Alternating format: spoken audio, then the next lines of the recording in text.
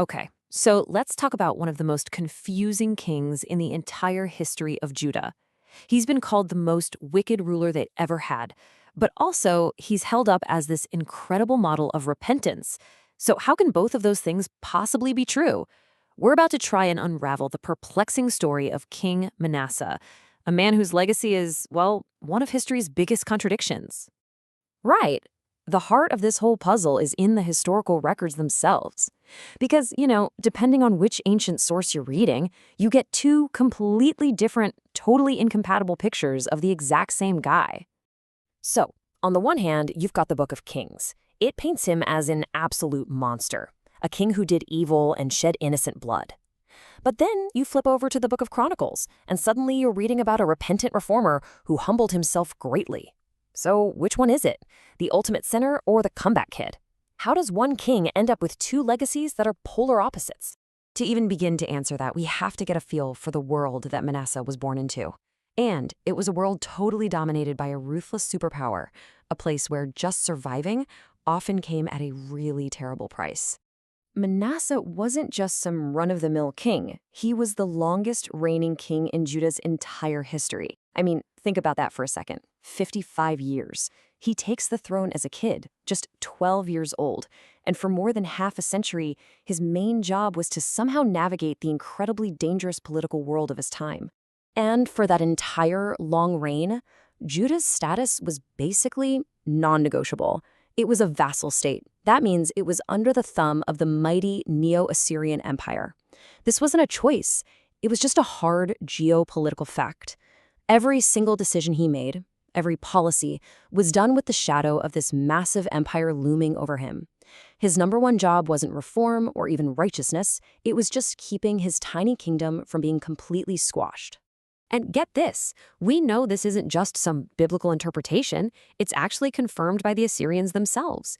Their own inscriptions from their kings Esarhaddon and Ashurbanipal, they list Manasseh of Judah as a loyal subject who paid his tribute, sent building materials for their projects, and even gave them troops for their wars. So he made a very calculated decision to do the opposite of what his rebellious father did. He chose cooperation as probably the only way to survive. So let's talk about the price of that survival.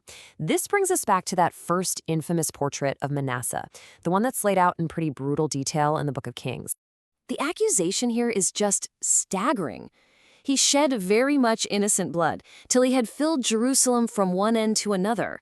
This isn't being described as a political mistake. The text portrays it as a total moral catastrophe, a reign of what sounds like state-sanctioned terror.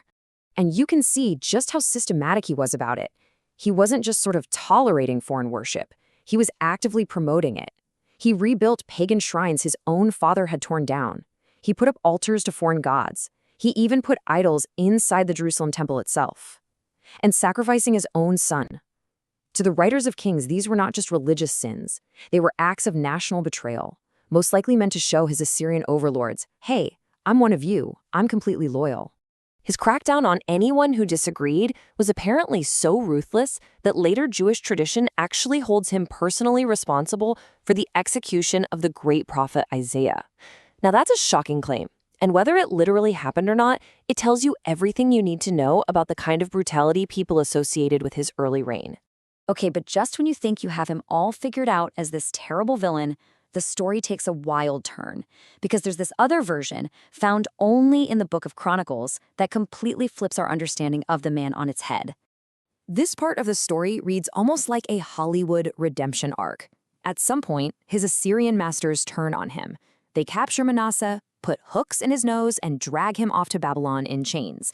And it's there, when he's hit absolute rock bottom, that he has this profound change of heart.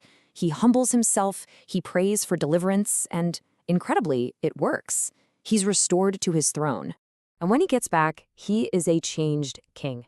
He immediately starts these sweeping reforms, cleaning out the temple of the very idols he put there and telling the people to worship only the God of Israel. But look closer at this. He also starts investing heavily in national defense, building new walls and beefing up his fortified cities. This wasn't just some religious revival, it was a political pivot. It looks like he had a newfound desire for independence from Assyria. So now we have these two completely opposing portraits, the pragmatic, ruthless tyrant and the repentant, pious reformer. To make any sense of this, we really have to zoom out, because Manasseh's incredibly long reign didn't happen in a vacuum. It was unfolding at a major turning point in world history. This timeline really puts his unique spot in history into perspective. The prophet Isaiah, he saw Assyria's terrifying rise to power. Manasseh's reign, that happened during its absolute peak of dominance. And then the prophet Nahum came along and foretold its spectacular collapse, which happened just a generation after Manasseh died. His life was perfectly bookended by the rise and the fall of the biggest empire of the age. So what does all this mean? It means that his 55 years on the throne, that incredible longevity, it provided just enough stability for Judah to weather the storm. He managed to navigate the peak of Assyrian power and lived long enough to see the first cracks start to appear in its foundation. He was, completely unwittingly, setting the stage for the rise of the next great world power, Babylon. And that brings us to his final, deeply complicated legacy. The Book of Chronicles gives us this inspiring story of personal redemption. But for the writers of the Book of Kings, that just wasn't enough. They basically argue that, yeah, despite his late-in-life change of heart, the damage was already done. The sins of his early reign had set the nation on a collision course with destruction that was now irreversible. In the end, Manasseh's story leaves us with this profound question, one that really echoes down through history. Does repentance truly rewrite the past? Can a leader's change of heart ever fully erase the consequences of their actions? Manasseh offers no easy answers, and he forces us to grapple with the incredibly complex relationship between survival, sin, and the deep scars that history inevitably leaves behind.